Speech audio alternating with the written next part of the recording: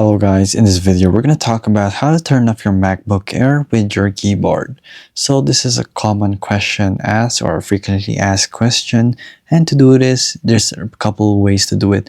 So of course you will typically just go to the top left corner of your MacBooks and then press the Apple logo and press shutdown.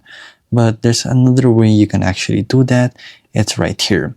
So by pressing your control first, option, command, then your power button, you will shut down and close all the apps in your MacBook.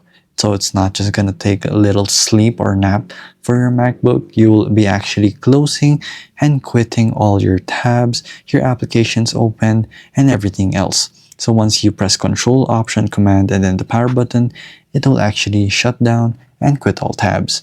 So of course I'm not gonna demonstrate it for you guys because of course my laptop will shut down if I do so. So basically that's just how you do it, and it's just that simple. So if this video was helpful, please hit the like button and don't forget to subscribe.